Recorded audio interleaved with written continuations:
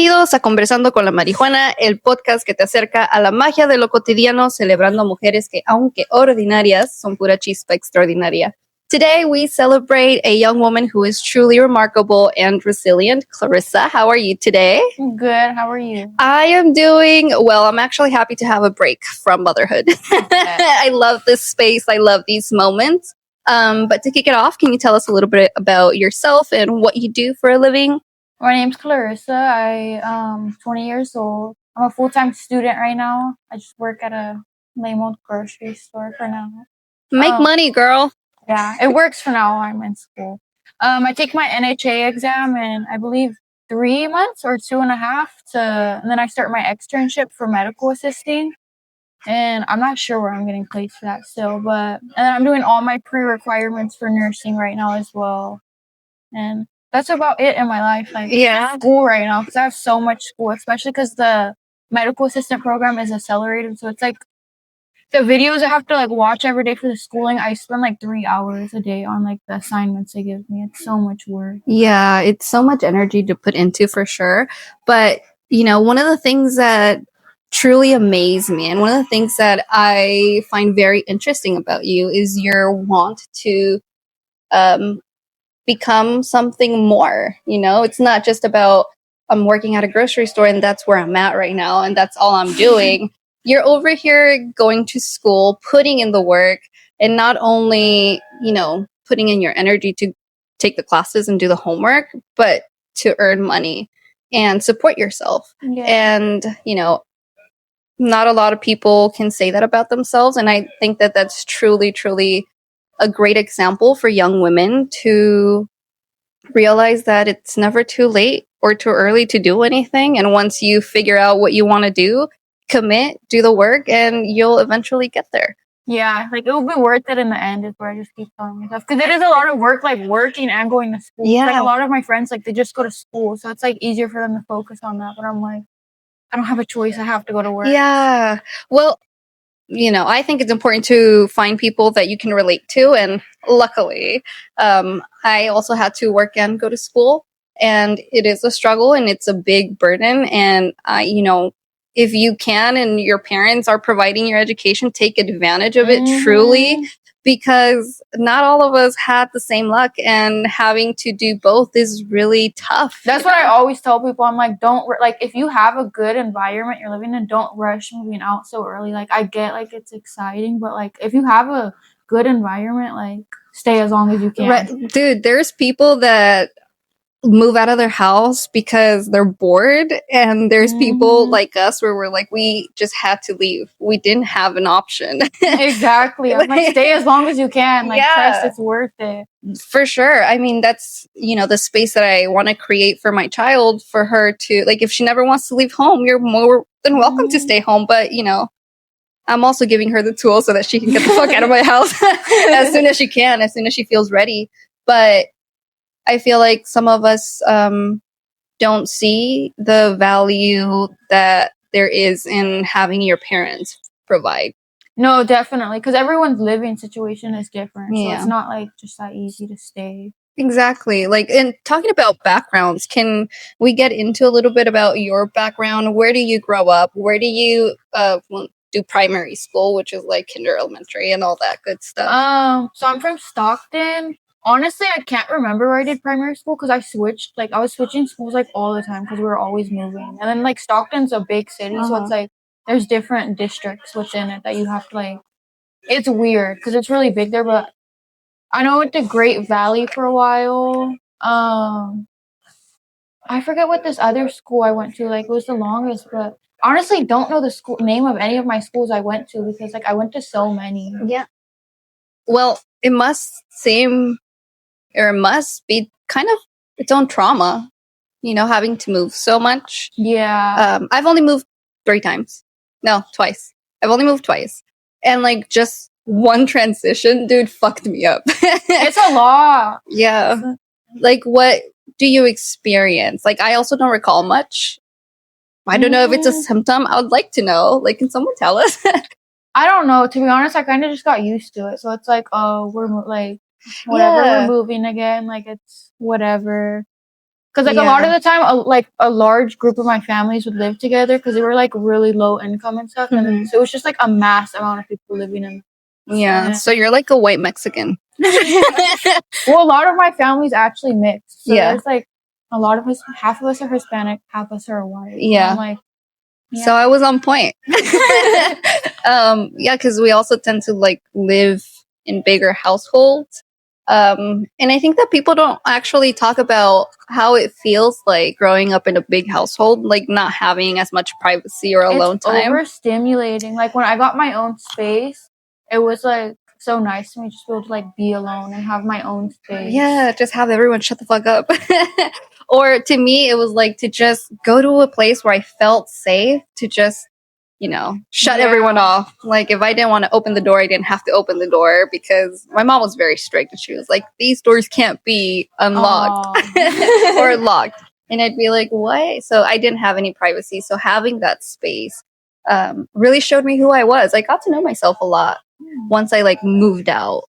Did the same happen for you? Yeah, because like I learned like a lot about like, I mean, I was always kind of independent, but just like having my own space. And then because when I moved out, like I didn't have to like take care of my little siblings no more. So it was like weird in a way though, like what to do with all my time. I mean, not to be disrespectful to anyone that like takes care of kids, I took care of my siblings, and once I got out of there, I was like, what the fuck was my mother had me doing, dude? Because this is no job for me. No, exactly, because they have you a child raising children, and it's like you don't realize just like the mental toll it takes till like you're done. Yeah, they take away your childhood so that you can provide a childhood for someone else, which is kind of unfair. And it also like made me resentful a little bit towards my siblings at a certain point. Like after I healed myself, I was like, this is, I love my siblings. It wasn't their fault.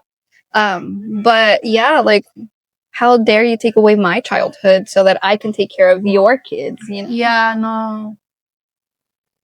And I think that's one of the things that kind of deterred me from wanting kids.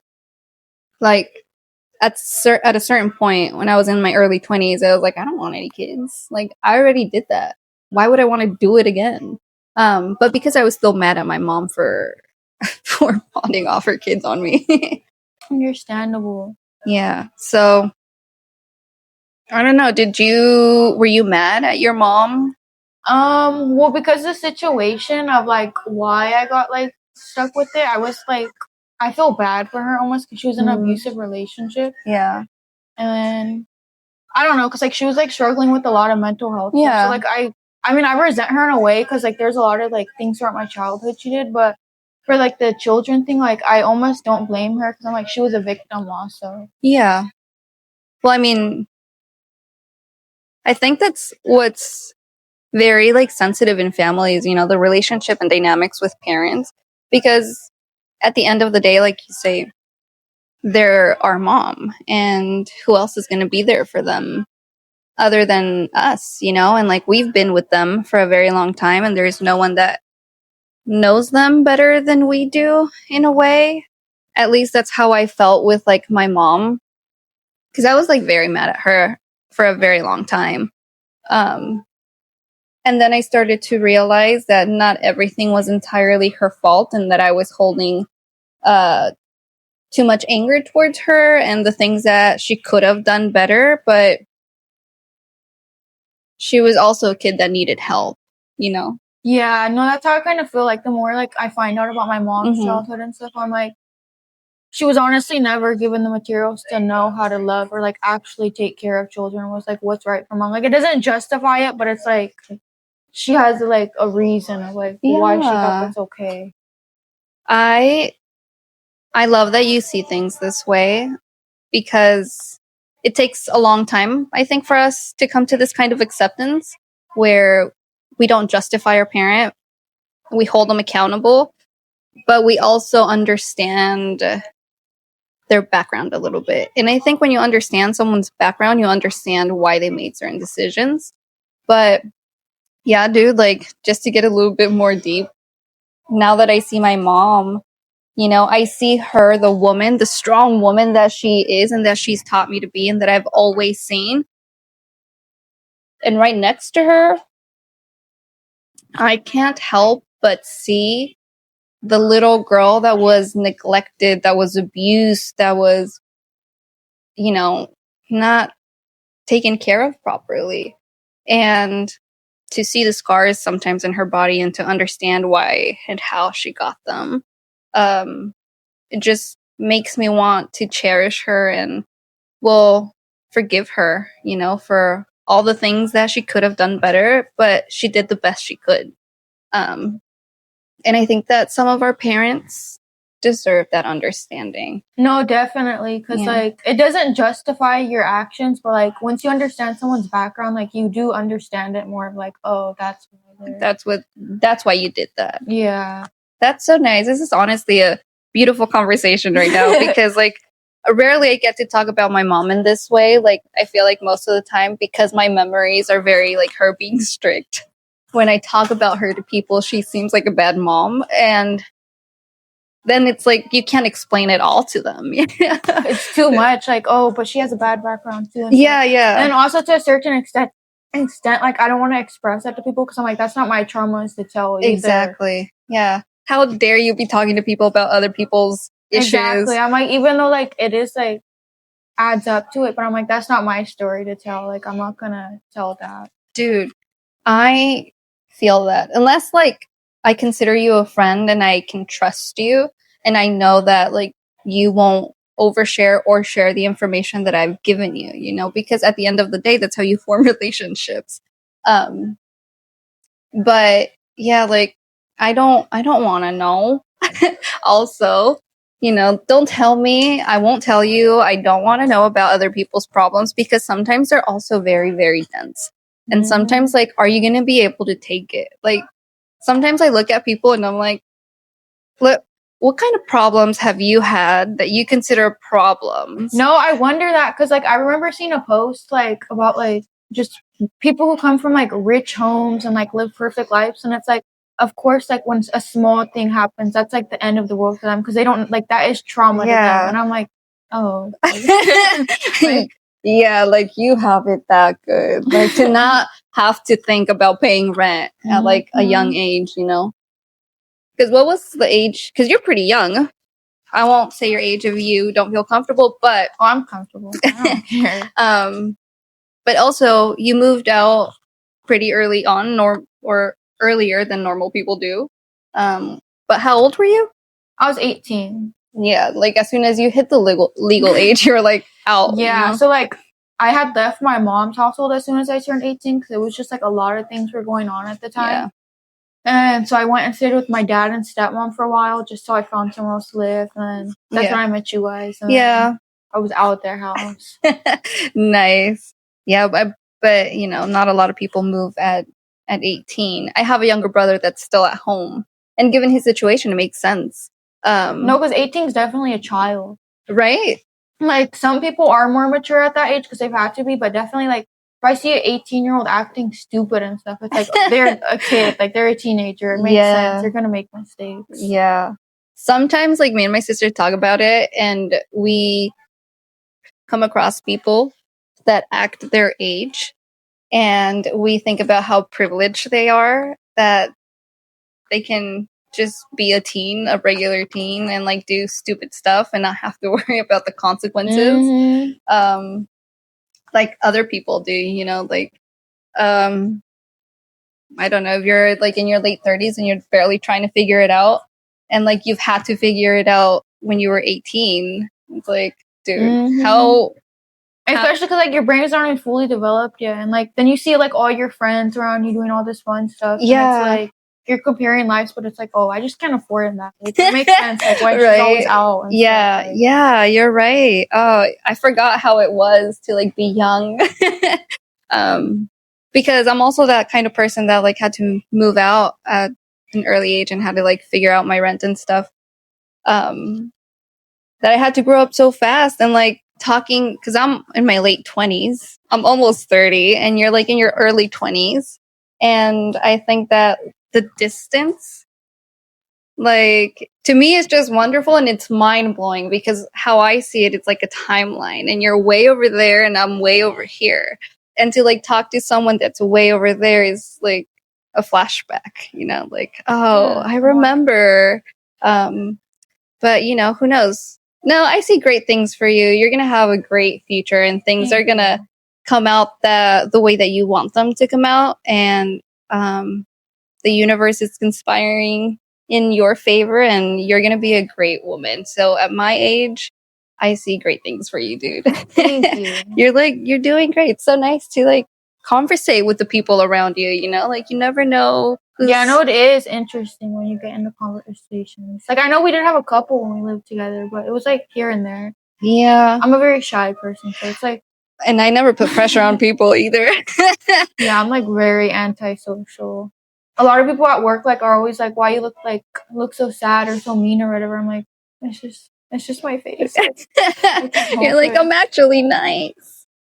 If you want to turn that off whenever you're like done with it, I'm cool. Yeah, to be honest, I am cool. I'm getting like, because I went like 2 weeks without smoking, trying to stop. I've just been smoking here and then now, so I like my tolerance level has gone down a lot. Yeah, I feel that whenever like I go back to Mexico, and I'm at home, I try not to smoke as much because my mom could tell. And not that I care, but like I have respect towards her, you know? So I try to be as present as I can there. And so when I come back, I'm like, and smoke, I'm like, oh shoot, I'm high with like just one joint. But even now, because I don't smoke as much, because I'm a grown mom. But before I used to, but you know, that's another person. Yeah, dude. Okay. Like TMI, it almost felt like I died when I gave birth. Oh, that's scary. Yeah. But not in a bad way. Like just the person that I was without children, you know, without having to be the sole nurturer and provider for another human being. No, definitely. You know, that person is completely different as to who I am today. And, you know, like the person that you know is not the same person that I was. And you'll never get to meet that person because I was young and I'm still young, and I say that with like sarcasm and like trying to be funny all the time, but you know, I was someone without children, and I was so much different and freer, and I had, you know, many dreams and aspirations. And now, you know, I gave birth and she went away, and now it's a new version of me, and I'm constructing her every single day. And it's like being a teenager, but an adult version. I could get that because, like, I feel like, I don't know, like, I know I'm like still like newly an adult technically too, but like, yeah, you're like I don't know, I seen adult. like a post like you never actually feel like you're an adult, like you just like hear your age, and it's like, oh, exactly. It's exactly how it is. Like I see myself, and I'm like, well, I'm just 28 now. Yeah, I've been feeling like I'm like 15 still, and I'm like, what the hell? Yeah, but then your body starts changing. Like once you hit 25, like different things, you know. And it's not like, oh, all women say this. Like biologically, and you'll learn this too in your classes, in anatomy class. This is where I learned this. Things just stick with me once I learn them. But you know, at 25, your body starts changing because your metabolism decreases at 10%. I think it's 25 in women and 27 years old in men. So that's when your body starts changing, and then that's when like people start getting chubbier if they don't take care of how they eat and their health. Because I don't know if you've like seen people, well, no, maybe not, but like me, I see people that I knew in high school. Now I see them now, and they're significantly chunkier, you know? I guess that actually makes sense. I never knew that though, to be honest. But I knew like your brain developing or whatever it's called, but like, dang.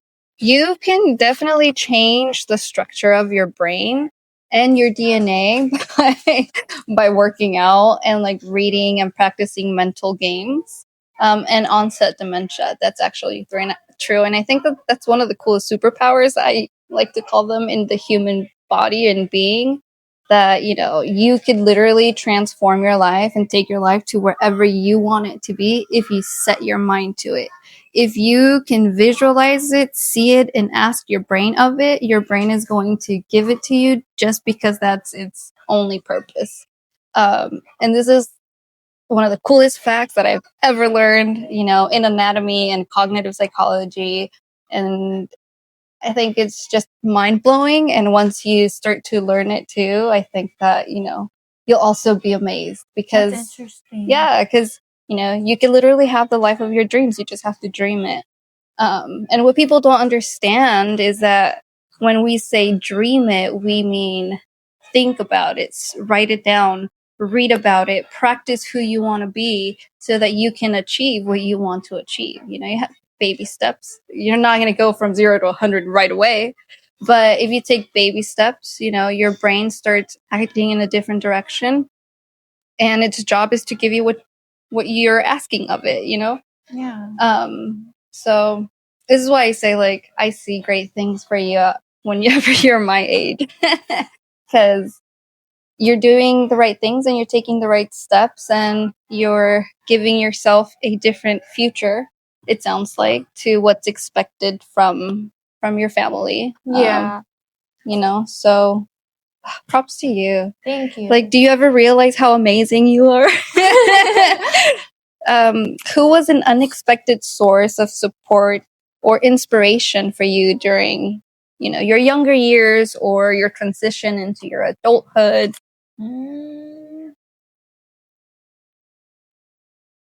Like my sister, to be honest. Yeah. Yeah. What is one thing that you admire from her? She's just a very strong woman. Like she's went through a lot and she just keeps going. Yes. Oh wait, yeah, you said that she's a nurse, or she's also... No, she finished her medical assistant program, but the hospital they tried to place her at, she has like trauma from things happening, so yeah. she like didn't. Yeah, she didn't go through it. Dude, well, I mean, props to her for protecting her mental health, you know? Yeah, no, definitely. That's more important. Exactly. Medical assistants don't even pay that good for like to do all that for it. Yeah. But it's a different kind of job. What draws you to nursing? What... Nursing, well, I really want to work in the NICU, to be honest, and just because of my little brother. He just made me want to. He was born so early. Or pediatrics, or like my third choice is weird, but psych.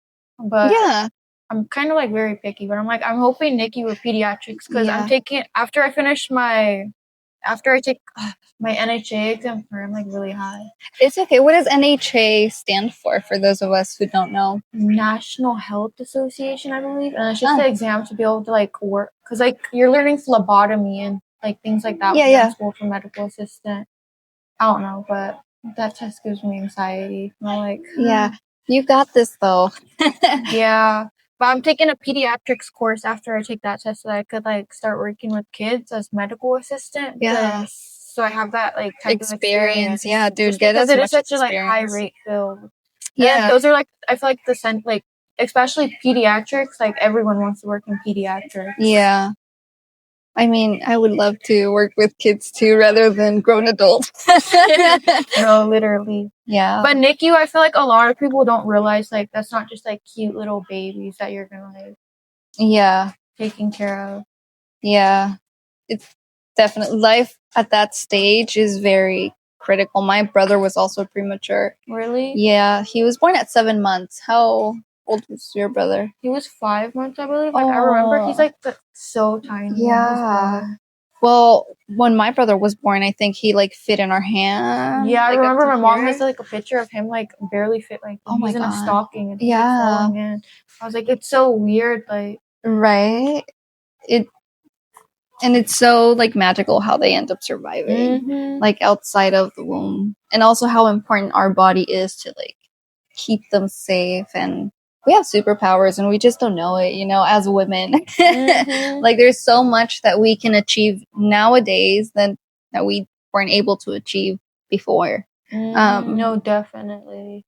But like going back to like moving out at 18 and it being a big step, what was one of the biggest lessons you learned about yourself during that transition? Honestly, just like learning to be like alone. Oh, because like that was the first time I was so alone. Like not even like I don't know, because like I always had my cousins with me or whatever, Mhm. like someone with me, or like my little siblings. Like I always like You always had like little friends. exactly. So like I was really like alone because I don't have much family in this area either. Mhm. I caught on to the like thing right now, super, but I'm like freak. Yeah. But yeah, because I don't have much family in this area, or like I never even like went out to make friends. To be honest, Yeah. like, Same, dude. I was like, oh, I don't know. I don't know how to make friends. I don't. I'm so bad at talking to people. Yeah. It's so crazy because now when I go to the park, I can see little kids becoming friends, you know, and like how they make friends is just, it seems so easy. Um, they'll just come up to each other and like, hi. No, I overthink like any interaction because I have such bad anxiety, and I'm like, Yeah, yeah. My daughter made one friend at this one pool that we went to in Tijuana when we were visiting my mom. Until this day, she talks about that friend. oh, She'll say like, "Mom, I want to go swimming with my friend." oh, that's so cute. And she that day, dude, she was so happy because it was an older girl that was playing with her, and yeah, she just had a day and she made a friend, her first friend in her entire 2 years. Oh, that's so cute. And it was just an interesting interaction, you know. And I was like, what if we just made friends like kids do? And what if it was that easy? But now life gets complicated, so we move past what's your favorite color, which I feel like sometimes you can deduce from people. Like, I think maybe your favorite color might be pink, like that baby pink. Yeah. Yeah. I pay attention. Life often throws curb. Let me rephrase that because I'm also high and my tongue gets twisted. I know, I'm like hella high right now. Life often throws curveballs at us. What's one small everyday practice or a thought that helps you stay grounded when things get tough or when you have way too much homework? I like doing Pilates, to be honest. I've gotten into them recently, and it's really fun to me. Do you go take a class somewhere, or are you like doing a YouTube channel? Yeah, I've been doing them at home because, like, to be so thorough, I looked into the classes, and I'm like, after like the first 3 classes, it's so expensive to keep up with. It's like, why? Like 100 something for one class is kind of insane. Like, yeah. I am a big promoter of like doing things at home, and well, I have like a personal training background, and a lot of it I did at home. And so I used to do Zumba at home all the time by myself, or yoga classes, or Pilates classes as well. So I vibe with that. yeah, I was looking into buying a Pilates board actually, because I was like, if you think about it, like if you were to pay to go to the classes, the Pilates board is just so much cheaper to buy. Yeah, I mean, it's easy to, like, you have to find a good instructor. I had a couple favorites. Right now, I can only think about that Bloggy Lottie's girl. Oh yeah, Have you done her workouts? Yeah, I like her clothes because she has like a brand at Target too. Yeah, it's, like, dude. comfortable actually. She's been like doing Pilates videos for like 10 plus years. Oh wow. And her workouts are so intense though. Like sometimes I'm like, girl, give me a break. I can't breathe. Who are some of your favorites? To be honest, that's who I watch. Yeah. And then I watch random ones where I don't know most YouTubers' names. I just watch their videos and I'm like, oh, I like it. Like, I guess subscribe and it will pop up on my feed. Oh, and yeah. I'm like so bad with names. Because like sometimes people will be talking to me like about celebrities, like and I'm like, bro, you're gonna have to show me a picture to know if I know who you talking about. Right. Then I feel like people are like, they feel like I'm dumb. People be like such a common celebrity they say, and I'm like, well, I did know who that was. I just don't know their name. Like, yeah, like if you show me a picture, I know who you're talking about. Exactly, or play one of their songs or something. Like I'll know what you're talking about. Yeah, I feel like I have to make an effort to remember a name. Definitely, I like, Clarissa, my roommate, got it. Exactly, like there has to be a reason. Like I need to remember, right? Otherwise, I just like skim through it. I feel that too. No, like we've had a new girl at work for like a month, and I keep like, I'm like, what is her name? And I feel bad because she works in my area, and I'm like, I don't know what her name is. Yeah. Like, whatever. I mean, she has a name tag, right? No, no one should be No. wearing them. We're supposed to, but no one follows the dress code. People are like, don't ask me questions. I don't work here. No, the other day I was wearing my name necklace, and like an old man, like he's like, "Thank you, Clarissa." And I was like so confused. I'm like, "How do you know my name?" And then like I'm talking to my coworker. She's like, "You're wearing a name necklace." I'm like, "Oh, let me not wear this." Yeah. Yeah, because people be using your name. You know, it's like a lot of people know that they're doing it. A lot of people don't, I think. But, you know, if you use the name, it has a psychological effect. I've started doing that since I found that out. I'm not gonna lie. Yeah, I love psychology. You're like, wait, what do you mean the brain works in these ways? How do you nurture your own well-being and find moments of peace in your daily life? What do you mean exactly? Like, how do you balance out work and school? Like, when you have to unwind, what do you do for self-care? Honestly, like, I like to go for walks a lot. Oh, that's nice. Yeah. But it's been like, because I used to walk my dad's dog, and then he lived close, and then now he doesn't. So I'm like, oh, and I feel so awkward. Like, a dog gives me like less anxiety to walk. Yeah, it's like, it's gonna sound stupid, but people will look at me like I have a reason to walk. I'm walking the dog. And then I also like I don't want a dog though, so I'm like, oh, I don't want to like get a dog. It's a whole responsibility. Exactly. I'm like, it's too much. Yeah. Right now.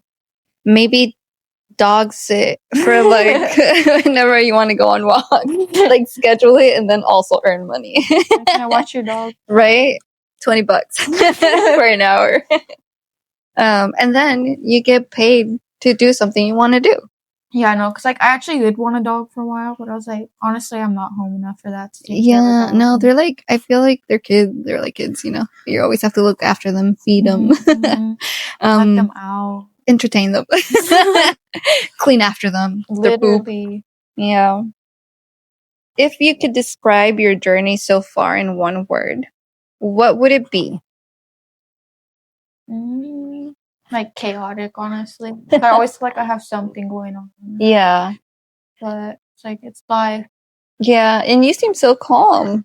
Honestly, I've learned to like deal with it. Like nothing like bothers me at this. Like doesn't bother me, but it's just like I'm so used to it at this point. So it's like, bruh, like, whatever. Yeah, you just kind of put it in. And then like I'll just like when I'm alone, I'll be sad about things because I'm just like I would rather not like. I feel like some people will use your emotions like if you get like. They'll use them against you. Yeah, especially if you're with like manipulative people. That's why I'm like I'll rather just like.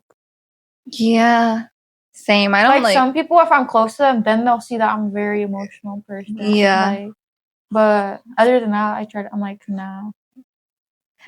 I feel that I rather like not tell you much about me if I don't have to, unless like if we've like moved on to a different point of the relationship and it's not just like someone I work with. No, you know? Definitely. But what's something unique or special about growing up in Stockton that people outside the area might not understand? How was it? Like, what's different from there and here? I guess, like, compared to here, it's really hot. Yeah. Do you miss the heat? Yes, actually. A lot of people think I'm weird for that because it's, like, unbearable hot. But I'm, like, I'm used to it. Like, maybe I don't wish, like, it was that hot here. But I wish it was, like, 90 or 100. Right? Like, that would be nice. As someone who grew up in, like, a tropical weather, because I grew up in Mexico, and it was very hot. And I remember the heat. And I remember hating it, and I'd be like, why is it so fucking hot? And then I moved here, and it was so fucking cold. And I realized like, I like the heat. I don't like cold. Right? Same. I was like, oh, no, I hate miss the cold. It. Why do I have to wear like 3 fucking sweaters to be comfortable? Because I really enjoy wearing one layer of clothing. I know, that's what I hated about moving here, because I really like dressing more revealing. Yeah. Like freak long sleeves and stuff. It's so fucking cold, and it's summer right now, you know, and it's like, still fucking cold. That's why I had to go to Mexico 2 years. It was nice. It was hot. We got bronzed, and we ate grapefruit, and it was great. But I mean, how do you cope now with the cold? Honestly, sometimes like I feel like because I'm anemic too, so it makes it like so cold sometimes. And then like sometimes I'll just try to be like, F it. I purposely leave my sweater home and stuff because I'm like, no, I want to wear a cute outfit. And then I'm like literally like unbearable. Like Crazy. it hurts that I'm so cold. Like why did I do this? And I end up buying one of those stupid tourist sweaters. Like my sister went through my closet. She's like, oh my god, you own so much tourist sweaters. I'm like, it's from when I worked on Cannery Row. Like I tried to like wear a cute outfit and then it was cold. Exactly, I had to go buy one. Yeah, dude, it's so unbearable. It's so ridiculous. Like you said, until I moved here, I was like, oh, dude, I love hot weather. I miss it. What is like one of your favorite activities though to do when you're in a place with warm weather? Honestly, like swimming, I guess. Yeah. But I realized recently, because I went to Stockton, we went to like Sonora and we went like swimming. Yeah. And I said like so many times. Freak. It's I didn't even realize. But I don't really know how to swim no more. Yeah. Because I never went swimming since I lived here because it's cold. Like, it is super cold. Where am I going to go swim here? The one thing that like was a big culture shock for me was that the ocean is cold, and where I come from, where I grew up, the water is warm. Oh. And so I never thought, oh, the ocean can be cold.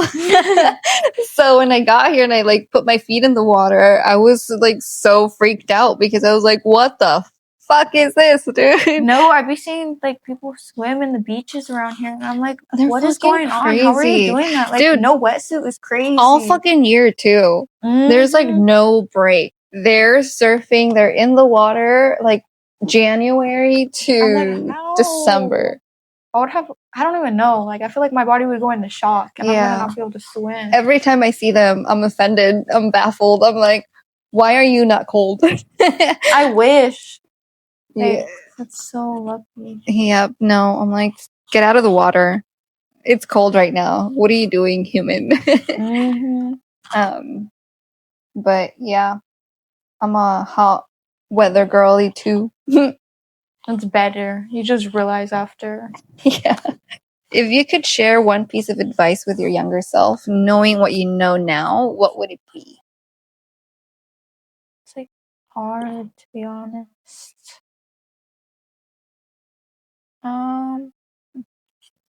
I don't know, honestly. I've never like thought about anything like that. Yeah. It's hard. Well, if I can tell you something, would be that you're doing it great. Thank you. And keep doing what you're doing, and you're at the right age to be doing it. And if you were me at this age, I would be telling you that you're doing great. Thank you. So far, you know, like you're a baby adult and you're doing just fine, dude. Thank you. So yeah, there. What's something new you've tried recently or would like to try that's just for fun or personal exploration? Like what new hobbies are you creating or are you into? Well, like how I brought up Pilates, to be honest, and then I've been like, for a while I was going to the gym, but then like, I got anxiety. I had to start going alone, and that's kind of when, you're like, I'm done. Alone is like, this so is where hard. I'm, Oh. But working out. Yeah. I love transforming the body and the mind, you know, because they happen simultaneously almost, because in order to transform your body, you have to transform your mind and vice versa, you know.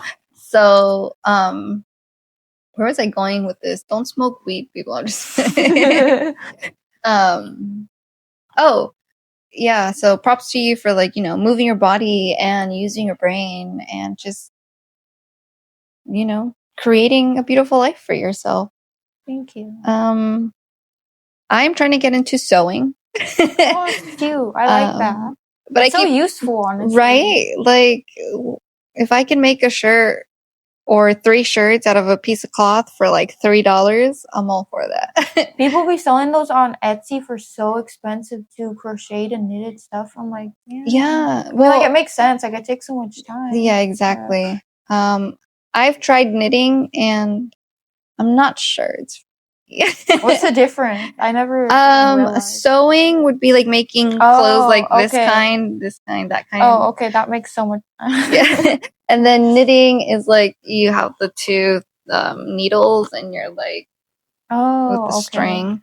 No, but those are honestly useful skills. Yeah. But I'm procrastinating. So that's something I'm trying to get into. And I keep telling myself I just need to get the machine and, get started. But then I think, is it actually possible with a toddler around me? I think so, yeah. So it'll just maybe take more time. Yeah, I love that you have hope for me. Because I'm very scared of my toddler. Like her like putting her fingers in, because they're so curious. Valid fear, to be honest. So, kids are at that age. They're fucking crazy. Help. Just kidding. She's great. I love her. She is also a little bit shy too. Like people try talking to her and she's not like receptive. She's like I've noticed. Yeah. She's like that with everyone too. It's like when she's made friends, it's so rare that we get very surprised when she's like, look, I made a friend. We're like, oh, good for you. But anyway, thank you so much for being with us today. It was so great talking to you and getting to know you a little bit more. I think that your life is truly, truly extraordinary and resilient. And dude, I'm telling you, you're going to be such a great woman. You are such a great woman already, but like the future that you're lying and painting ahead of you for yourself and taking responsibility for your own life and your own actions and doing what needs to be done in order to accomplish a goal, I think is very important to highlight. And I admire that from you. And well, it's nice talking to the people around us. And in this case, it was nice talking to you. So thanks for joining me today. I hope we can do this again some other time. And nothing, dude. Good luck in your adventures and keep living life the way you do. Thank you. You also. Bye.